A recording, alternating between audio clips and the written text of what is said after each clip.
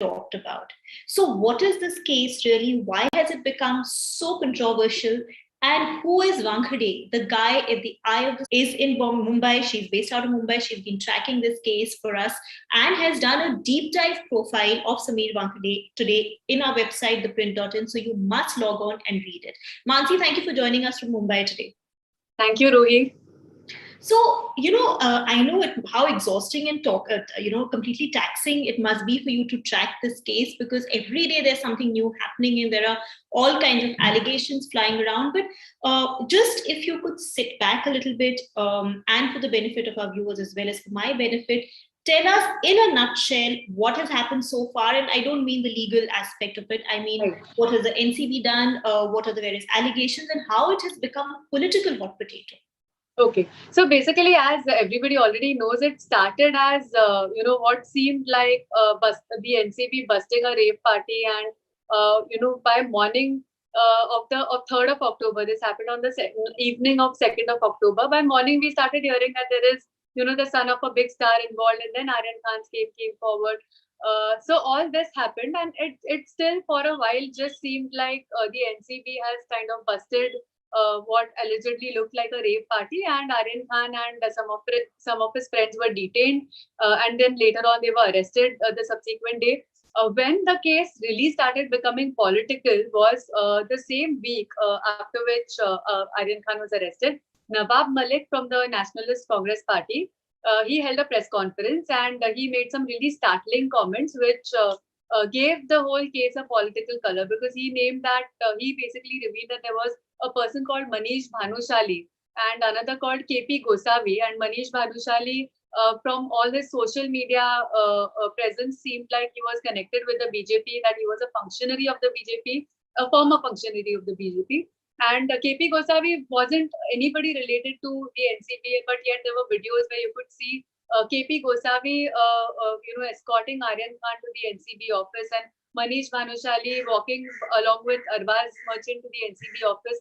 So the presence of these two people at the site and at the site of the raid as well, NCP was the one that brought it up, and this is exactly how it started getting a more political tone, with others from the Mahavikas Aghadi also then alleging that this somehow looks like a big ploy to defame the Maharashtra government, and it's another use of a central agency by the BJP to kind of malign the rivals for them.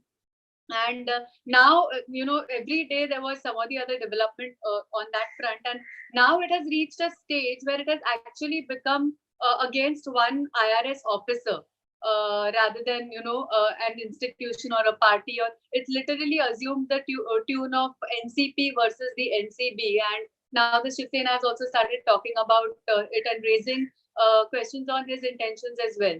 So that's where the case stands right now. Right. So, Mansi, I know, there are many layers to it, but let's start peeling off the layers one by one. The first layer is Sameer Wankhede.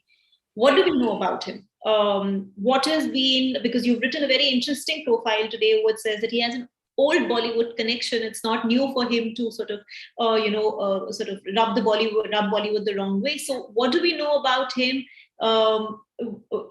If you could just throw more light on his career. Okay, so Sameer Wankhede, he basically started he started with the IB. He was posted in Andhra Pradesh. At that time, he had not given his civil services examination. Then he worked in Delhi for a bit.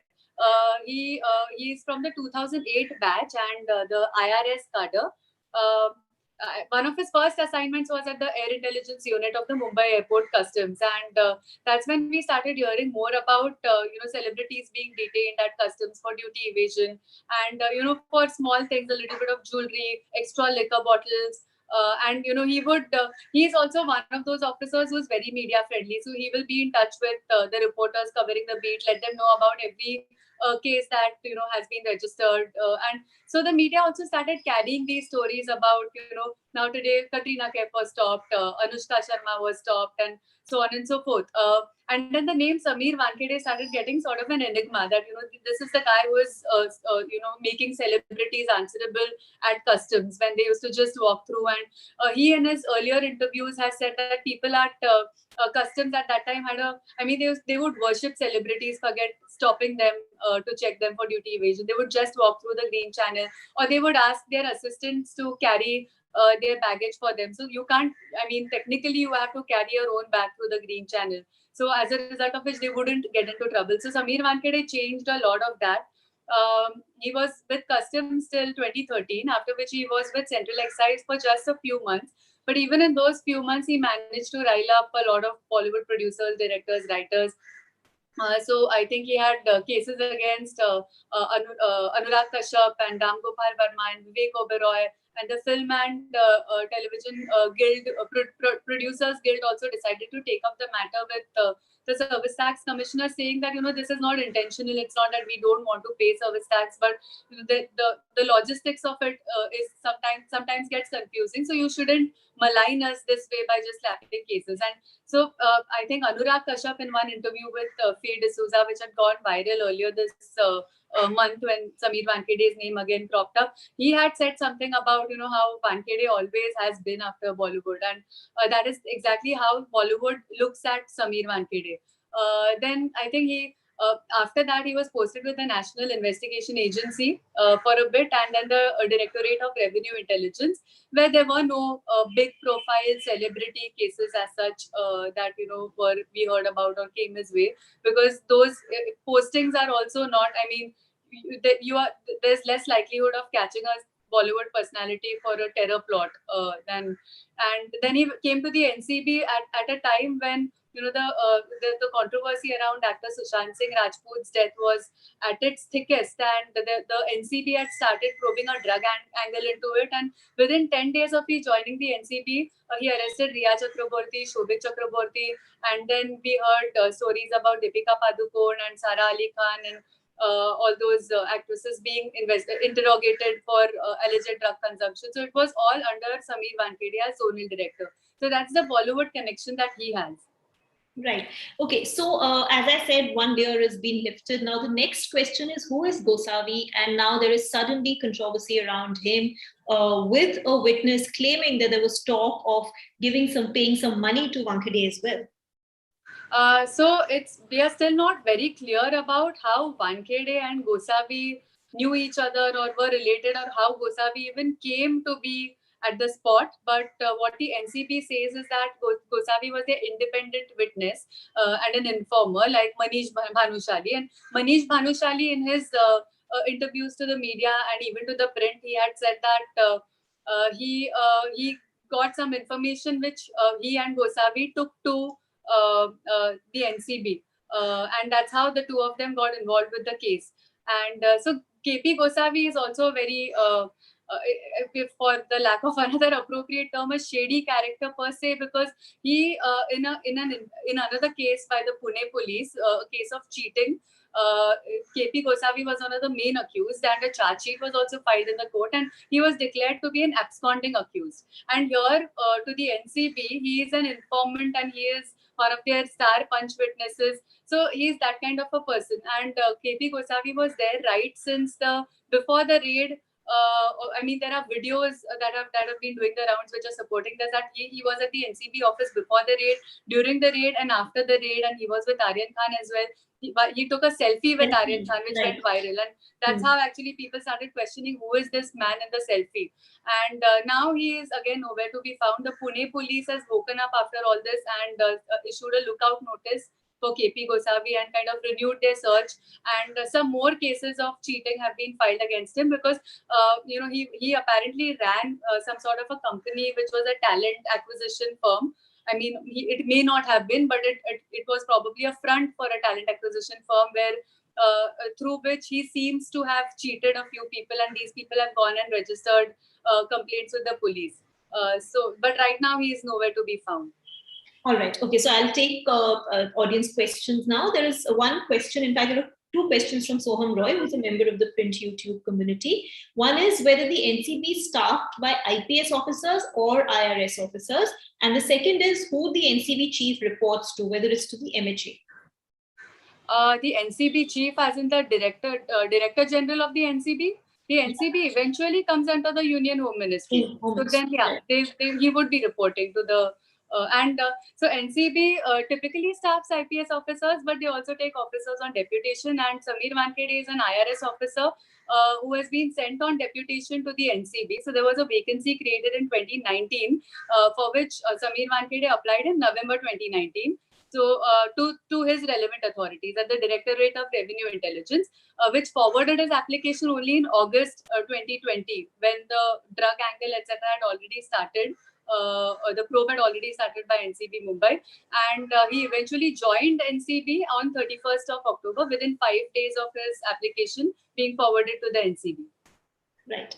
Okay. IJR 009 Pranav wants to know, well, says that NCB has claimed that the agency has found links in Aryan Khan's WhatsApp chats to an international racket. Can an arrest be justified solely based on WhatsApp chats? Now, Mansi, this is a bit of a coincidence because our colleague Apurva is doing a very detailed edition episode of Know Your Constitution, which is a show which will be out early tomorrow. So do stay tuned for that. That talks precisely about the validity of WhatsApp chats in court cases and whether it's proof enough, evidence enough in court. So would you like to add something to it?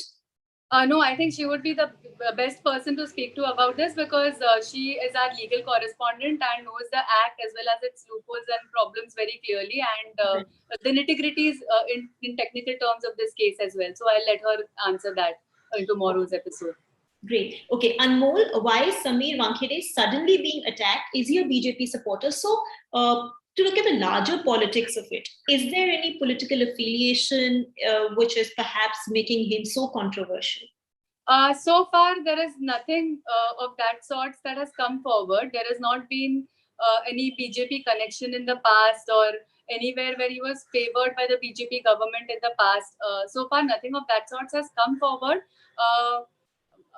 My hunch is it's happening at this time where, I mean, the coincidence is that he was brought into the NCB. It could be a coincidence, it could be deliberate. He was brought into the NCB at a time when things in the Sushant Singh Rajput case were taking an ugly turn, and the BJP was kind of making allegations against the Mahavikas Aghadi government, and that's where this NCB probe also started.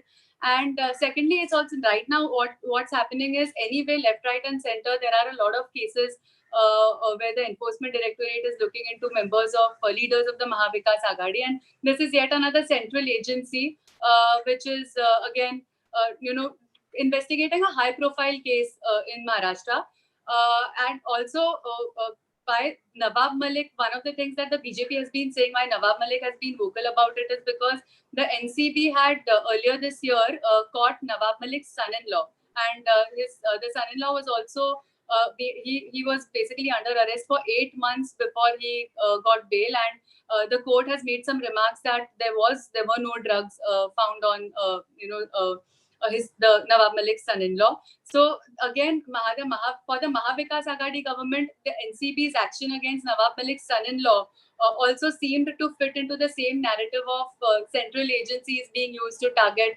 rival politicians over here.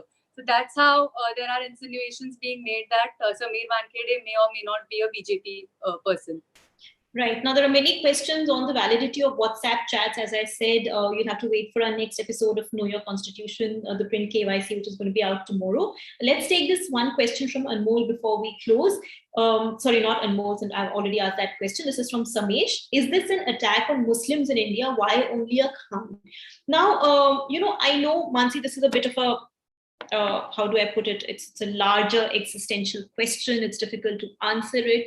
But what is the kind of conversation happening in Mumbai or in the power corridors of Mumbai in terms of, is it being seen as targeting Shah Rukh Khan in any way? So far, it's not really. It's seen more as BJP versus BJP's rivals than BJP versus Muslims. The talk is about BJP versus BJP's rivals. If it was BJP versus, Nawab Malik he's been pointing fingers at Sameer Verma, who it turns out also has Muslim lineage. He said today that his father is Hindu, his mother is Muslim. Right. It's not necessarily an attack against Muslims as much as it has assumed a political contour of the BJP versus BJP's political rivals. Right. Okay. Samuel Kerr, this is the last question I'll take. Is it possible for the Mumbai police to arrest Wankhede? The Mumbai police right now doesn't have any grounds to arrest Wankhede because the Prabhakar Sahil, the witness who turned hostile, he's only notarized his affidavit. He's not submitted it anywhere. Neither has he submitted it as a form of a complaint to the Mumbai police, nor has he given it in court, at least as of before this episode began. So basically, that evidence has not been presented in a formal matter anyway. And without that, on what grounds will Mumbai police right now arrest Sameer Wankhede?